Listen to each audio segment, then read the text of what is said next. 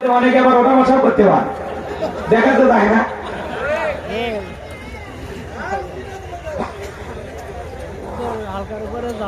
এখনো অনেক সময় আছে ভাই, এই যে নড়াচড়া কোনো তোমাকে বসো বসো।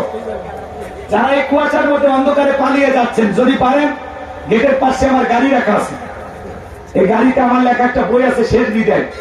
যারা পালিয়ে যাচ্ছেন তাদের জন্য বলতেছি, আপনারা যদি পারেন এই বইটা সংগ্রহ করবেন। একজন মৃত মানুষকে নবীজির তরিকায় কিভাবে বিদায় করতে হয়।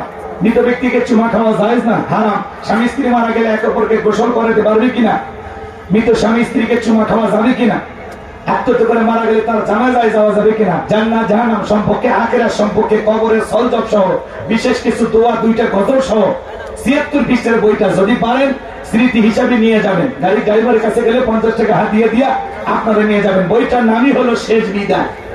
নবীজির তরিকা একজন মানুষকে কিভাবে বিদায় করা যায়, পারবেন তো ইনশাল্লাহ নিতে। প্রত্যেকটা কথার দলিল দিয়ে আছে, নিয়ে যাবেন ইনশাল্লাহ।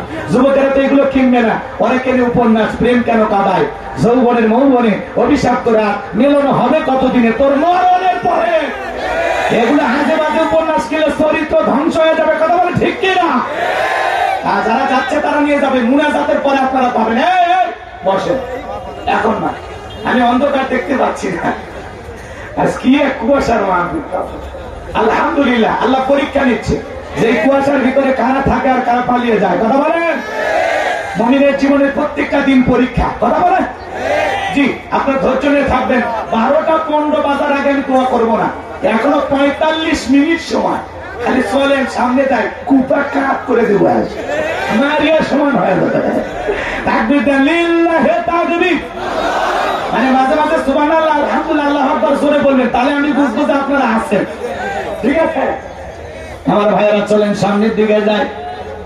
যে কথা বলতে চাচ্ছিলাম, আল্লাহর নবী দানিয়েল আলাইহিস সালামের কথা তারা ডিনাই করলো, পয়গম্বরের কথা তাদের পছন্দ হলো না। আল্লাহ পাক তখন ওই বনী ইসরাঈল উম্মতের উপরে, এই খেটা জাতির উপরে বাদশা বখতিয়ারকে বাধা দিল। জালেম বাদশা বখতিয়ার ক্ষমতার চেয়ারে বসার পরে হাজার হাজার মানুষকে গ্রেফতার করতে লাগলেন। শুধু তাই নয়, আল্লাহর নবী দানিয়েল আলাইহিস সালাম সহ তার 70,000 উম্মতকে জেলখানায় বন্দী করলেন। আল্লাহর নবী দানিয়েল জেলখানায় কোন জায়গায়? এটা জোরে বলেন না। নবী যদি জেলখানায় যায়, আজকে যারা নায়েবে রাসূলের ভূমিকা পালন করবে, মাঝে মাঝে তাদেরকেও জেলখানায় যাওয়া লাগবে। পৃথিবীর সেরা নবী, সেরা পয়গম্বর, আখিরি নবী, আপনার আমার প্রিয় নবী, কলিজার টুকরা নবী, বিশ্ব নবী মুহাম্মদ রাসূলুল্লাহ সাল্লাল্লাহু আলাইহি সাল্লামকে যদি শিয়াবে আবু তালেবের ভিতরে জালেমেরা 3 বছর বন্দী করে রাখে, গাছের লতা পাতা খেয়ে জীবন ধারণ করেছিলেন, এই সেরা মানুষটা যদি জেলখানায় যায়, আজকে যারা কোরআন সুন্নাহর হক কথা বলবে, সঠিক দাওয়াত দেবে, মাঝে মাঝে জালেমেরা জুলুম করে তাদেরকেও জেলখানায় বন্দী করবে।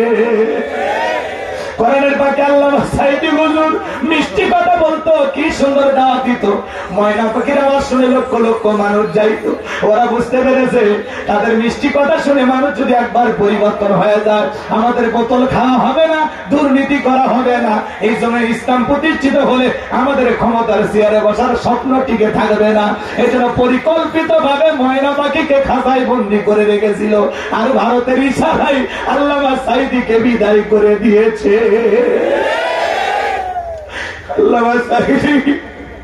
কেমন মানুষ ছিলেন, 50টা বছর দাওয়াত দিয়েছেন। তিনি যাওয়ার বেলা হাসলেন আর আমাদেরকে কাঁদিয়ে গেলেন। আল্লামা সাইদি হুজুর আমিরে জামাত তার স্মৃতিচারণ করতে গিয়ে তিনি বলেছেন যে আল্লামা সাইদি হুজুরের সাথে বারবার যখন দেখা হইতো আমাকে বুকে জড়ায় ধরতেন আর বলতেন, ডক্টর শফিকুর রহমান ভাই, আমার জীবনের 2টা আশা, আমি যদি জীবনে কোনদিন জেলখানা থেকে আল্লাহ মুক্ত করে, আমি যেন আরেকটা বার আমার বাংলাদেশের মুসলমান ভাইদের সামনে কোরআনের একটি আয়াতের তাফসীর করে শোনাইতে পারি। এটা আমার জীবনের শেষ চাওয়া। আমি যেন একবার আমার দেশের মুসলমান ভাইদেরকে কোরআনের একটি আয়াতের আলোচনা শোনাইতে পারি। আল্লাহু আকবার বলেন। আর বলেন, আমার 2 নম্বর স্বপ্ন, আল্লাহ যদি আমাকে জেলখানা থেকে বের করে দেয়, আমি আল্লাহর ঘরে খানাই কাবাইকে সিজদায় লুটিয়ে পড়ে আল্লাহর শুকরিয়া আদায় করব। কিন্তু আল্লাহর প্রিয় গোলামদের আশা আল্লাহ সব পূরণ করে না। কিছু কিছু আশা আল্লাহ রিজার্ভে রেখে দেয়। আল্লাহ চাইতে উত্তম পুরস্কার কোরআনের পাকে আল্লামা সাইদি হুজুরকে আল্লাহ দান করেন, জোরে বলেন আমিন। আল্লাহ যেন তার গোলামকে জান্নাতের উচ্চ মাকাম দান করেন, তার কবরটা জান্নাতের বাগান বানায় দেন, ছিল বলেন আমিন। আমার ভাইয়েরা, এই জন্য নাইবে রাসূলের ভূমিকা যারা পালন করবে, মাঝে মাঝে তাদেরকে জেলখানায় বন্দী করবে। মুফতি আমির হামজা ভাই তাকে জেলখানায় বন্দী করেছিল, সম্মান কমেছে না বেড়েছে? শাইখুল হাদিস ইবনে শাইখুল হাদিস আল্লামা মামুনুল হক, তাকে ওরা জেলখানায় বন্দী করেছিল, সম্মান কমেছে না বেড়েছে? ডক্টর মিজানুর রহমান আজারি ভাই ওরা জুলুম করে দেশের বাইরে পাঠিয়ে দিয়েছিল, এতে তার জনপ্রিয়তা কমেছে না বেড়েছে? হেরে যাবে ওদের হিংসা, জিতে যাবে আমাদের ভালোবাসা। কোন ষড়যন্ত্র করে এদেশের শ্রেষ্ঠ সন্তান আলেমদেরকে কখনো এদেশের মানুষের মন থেকে মুছে ফেলা যাবে না। এদেশের মানুষ আলেমদেরকে কলিজা দিয়ে মহব্বত করে, কথা বলেন ঠিক কিনা? সামনের দিকে যায় আমার ভাইয়েরা, আল্লাহ নবী দানিয়েল সালাম উম্মতদেরকে ডেকে বলে, কি ব্যাপার, কই গেল তোমাদের সুন্দর দিন, কই গেল আরামের সুখের গল্প? ডেকে বলে, পয়গাম্বার আপনার কথা যে দিবালোকের মতো সত্য হবে, এত তাড়াতাড়ি ভুলে যাবে আমরা বুঝতে পারি নাই। পয়গাম্বার গো, আমরা ভুল করেছি, অন্যায় অপরাধ করেছি, এখন থেকে আর গাছের পূজা, মাছের পূজা, চন্দ্রের পূজা, সূর্যের পূজা করব না, এখন থেকে একমাত্র আল্লাহর ইবাদত করব, আপনি যা বলবেন আমরা তাই শুনবো। আল্লাহ নবী দানিয়েল ডেকে বলে, শোনো, সত্যি যদি তোমরা তওবা করে ফিরে আসতে চাও, তাহলে আজকে রাত 12টার পরে আমি যখন আল্লাহ বলে ডাক দেব, আমার সঙ্গে তোমরা সবাই ঘুম থেকে জাগ্রত হয়ে আল্লাহ বলে ডাক দিবা। আল্লাহু আকবার। শুনে যান আমার ভাইয়েরা, আল্লাহ বলে ডাক দিবা, মনে রাখবা একমাত্র আল্লাহই পারে জালেমের জেলখানা থেকে মুক্ত করার ব্যবস্থা করে দিতে। রাত 12টার পরে আল্লাহর নবী দানিয়েল আলাইহিস সালাম চিৎকার মারলেন, আল্লাহু আকবার। এই সবাই জোরে ডাকতেন আল্লাহ, একটু ভালোবেসে ডাকতেন আল্লাহ। পয়গাম্বার যখন আল্লাহ আল্লাহ বলে ডাক দিয়েছে, পয়গাম্বারের 70,000 উম্মত ঘুম থেকে জাগ্রত হয়ে তারা চিৎকার মেরে আল্লাহু আকবার বলে ডাক দিয়েছেন। এইবার পয়গাম্বার তাদেরকে নিয়ে কাকুতি মিনতি সহকারে সিজদায় লুটিয়ে পড়ে আল্লাহ তাআলার কাছে দোয়া করতে লাগলেন, আল্লাহ আমার উম্মতরা ভুল করেছে, তারা নিজেদের ভুল বুঝতে পেরেছে, এখন থেকে তারা আর অন্যায় অপকর্ম করবে না, শিরিক বিদআত করবে না, একমাত্র আপনার ইবাদত করবে।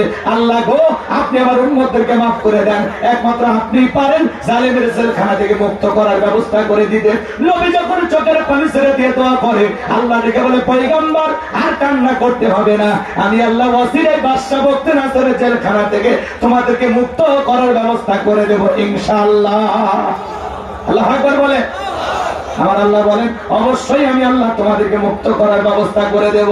আমার ভাইয়েরা, ওই রাত্রিতে আল্লাহ রাব্বুল আলামিন জালেম বাদশা বখতে নাসরকে এমন একটা মারাত্মক স্বপ্ন দেখায় দিয়েছেন। স্বপ্ন দেখে বাদশা বখতে নাসর ঘুম থেকে চিৎকার করে উঠছেন, আশেপাশে নিরাপত্তা কর্মীরা দৌড়ে আসলেন, চিৎকার মেরে ডেকে বলেন, এদিকে খেয়াল কর, চিৎকার মেরে ডেকে বলেন, নেতা এত জোরে চিৎকার বলেন, ব্যাপারটা কি? বলে, আমার চেহারার দিকে তাকায় দেখো, আমি কি কারণে চিৎকার মারছি, তোমরা কি বুঝতে পারো নাই? কয় না, বুঝতে পারি নাই। বলে, আমি একটা মারাত্মক ভয়ঙ্কর স্বপ্ন দেখেছি, এই স্বপ্নের কি সমস্যা? কষে কষ্ট হচ্ছে? কাপাকাটি করেন না, বসো বসো, রাগ করেন আপনারা, রাগ করেন ভাই, দোয়া করবো নাকি? বলেন, অসুস্থ যদি হয়ে যায়, কেন অসুস্থ হইতে পারেন না? তাহলে দোয়া করে বাড়িতে আগ্রহ আছে। শোনেন শোনেন, সামনে দিকে গেলে মজা পাবেন। হ্যাঁ, এদিকে খেয়াল করে শোনেন বাজান গো আমার। এইবার বাদশা বখতে নাসর ডেকে বলে, আমি একটা ভয়ঙ্কর স্বপ্ন দেখেছি।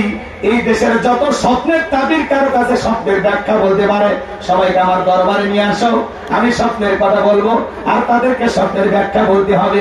এবার পরের দিন সকালবেলা হাজার হাজার লোক বাদশার দরবারে হাজির হয়ে গেল। জালেম বাদশা বখতে নাসর যখন স্বপ্নের কথা বলতে যাবে, গতকাল রাত্রে কি যেন স্বপ্ন দেখলাম, আর বলতে পারে না, সমস্ত স্বপ্নের কথা ভুলিয়ে দিলেন তিনি কে?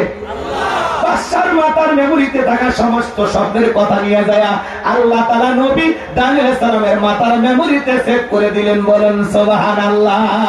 এ যুবক, একটা যুবক শোনো, তোমাদের মোবাইল আছে, একটা মোবাইলে যা আছে তোমার বন্ধুর মোবাইলে সেটা পার করা যাবে কিনা শেয়ারের মাধ্যমে? মানুষের মাথায় যদি এই বুদ্ধি থাকে, আমার আল্লাহর জ্ঞান আছে না নাই? আছে না? হ্যাঁ, বাদশার মাতার মেমোরিতে থাকা সমস্ত স্বপ্নের কথা আল্লাহ তাআলা তার পয়গম্বরের মাথার মধ্যে ঢুকিয়ে দিলেন, বলেন সুবহানাল্লাহ। এবার বাদশা যখন স্বপ্নের কথা বলতে যায়, গতকাল রাত্রে কি যেন দেখলাম আর বলতে পারে, স্বপ্নের কথা ভুলিয়ে দিলেন। এই ক্ষমতাটা জোরে বলেন।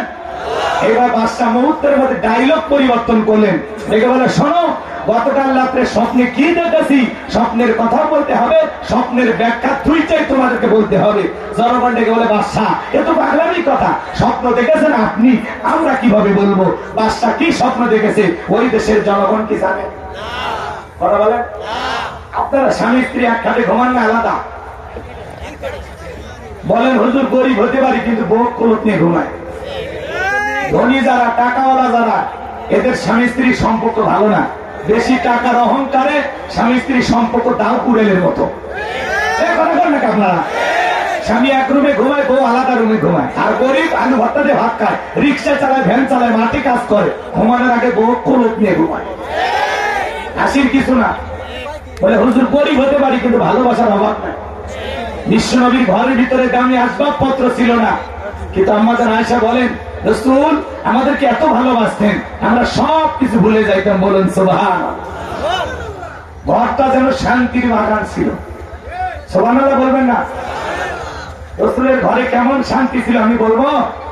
একটু অপেক্ষা করেন, মহিলাদের ওয়াজ যদি পারি, সুযোগ পাই, সেদিকে যা বলে দেবো। এদিকে খেয়াল করেন। আপনার বউ আপনার বাদ দিয়ে স্বপ্নে যদি আর একটা ছেলের হাত ধরে সাথে শহরে ঘরে, আপনারা কি করবেন? মারবেন? একজন তাই সেই পিটাবো। মানে আপনি মনে বউ পিটেন মাঝে মাঝে নাকি? বউ পিটানো যাবে না, বউ ভালোবাসার জিনিস। আজ যে শীত পড়ছে, আমি আপনাদেরকে অনুরোধ করে বলে যাই, শোনেন, দুইটা মাসে বইয়ের সাথে ঝগড়া করবেন, একটা পৌষ মাস আর একটা মাঘ মাস। এই 2 মাসে যদি বইয়ের সাথে ঝগড়া করেন, আর যে শীত পড়ছে রাতের বেলা যদি কম্বলের ভিতরে ল্যাপের ভিতরে না নেয়, তো অবস্থা খুবই খারাপ। কথা বলে এজন্য সাবধান, এই 2 মাস বইয়ের সাথে ঝগড়া করা যাবে না। শোনেন শোনেন, আপনার বউ স্বপ্নে কি দেখে আপনি জানেন না, আবার আপনি আপনার বউকে বাদ দিয়ে আর একটা মেয়ের হাত ধরিয়া, ওই যে কি পুকুর আছে আপনাদের, এটা কার যেন বাগান আছে, মিন্টুর বাগান নাকি, মন্টু মেয়ের বাগান, ওই বাগানে বসে ওই মেয়েটার সাথে গল্প করতেছেন। আপনার বউ যদি টের পাইতো কি করতো? ঝাঁটা দিয়ে পিটায় খাট থেকে নামাই দিচ্ছে। কিন্তু স্বামী কি স্বপ্নে দেখে বউ জানে না, বউ কি স্বপ্নে দেখে স্বামী জানে না। স্বপ্ন যার, চিন্তা ভাবনা থাকে তার। শোনেন শোনেন, মাঝে মাঝে স্বপ্নে দেখি সাপ তারা করছে, ঘুমোতে করে দেখি সাপ নাই, ঠিক না ভাই? মাঝে মাঝে স্বপ্নে দেখি ঘর বাড়ি আগুন লেগে পুড়ে গেছে, ঘুমোতে করে দেখি না সব ঠিকই আছে। মাঝে মাঝে স্বপ্নে দেখি আমি নিজেই মারা গেছি, বউ বাচ্চা কান্নাকাটি শুরু করছে, ঘুমোতে করে দেখি না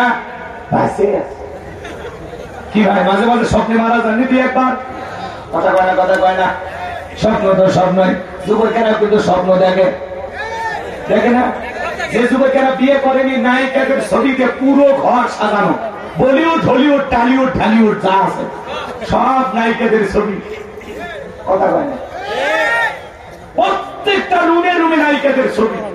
ঘুমানোর আগে একবার ছবি দেখা নফল মনে করে, নায়িকাদের চেহারার দিকে তাকানো কি মনে করে? নফল, এটা মনে করে। টাকায় থাকে বলে আরে এরকম বউ যদি ভাইতাম জীবনটা ধন্য হয়ে যেত। কথা কয় না? এক যুবক দেখলেন না, রাস্তার মধ্যে সিনেমার পোস্টার, নায়িকের ছবি আছে, এদিক ওদিক তাকায়ও নায়িকের ছবি চুমা খাচ্ছে। ঠিক ওলা মানে এখন ভাই দিয়ে রয়েছে। আচ্ছা, এই পাগলদেরকে বুঝাবেন কি দিয়ে? এই কেন করে যুবক এইবার নায়িকার ছবি দেখে ঘুমাইছে, ঘুমের ঘরে দেখবে নায়িকার বুকের উপর। এই যে স্বপ্ন তো স্বপ্নই, কথা বলে ঠিক না? এখনকার যুবকের আপডেট হয়ে গেছে ভাই। সেদিন এক যুবক বান্ধবীর কাছে ডাব নিয়ে বলতেছে, সোনা চেহারা খারাপ হয়ে গেছে, ডাবটা খাও তো, তোমার চেহারা দেখে আমার ভালো লাগে, তুমি খাও। মেয়েটা এবার ডাবের ভিতরে পাইপ লাগায় খাইতেছে, ছেলে কিছুক্ষণ পরে এটিএমের মতো তাকায় আছে, নিয়ে বলো কি কিছু বলবা? একটা আপত্তি ছিল। কি আপত্তি? বলে তুমি যদি অনুমতি দাও আমি ডাবে না, তোমার মুখে পাইপ লাগায় খাবো। মেয়ে বলে তোমার জন্য একটু তো করতেই পারি। কথা কয়? মেয়ে খায় ডাবে পাইপ লাগায়, আর ছেলে খায় মেয়ের মুখে পাইপ লাগায়। না কোথাকার পানি কোথা থেকে কি হয়? এ কথা কয় না কেন? কি আছে? বাচ্চা হারিয়ে গেছে, এলে আমি পড়ে থাকলে হবে, ওয়াজ কখন চলবে?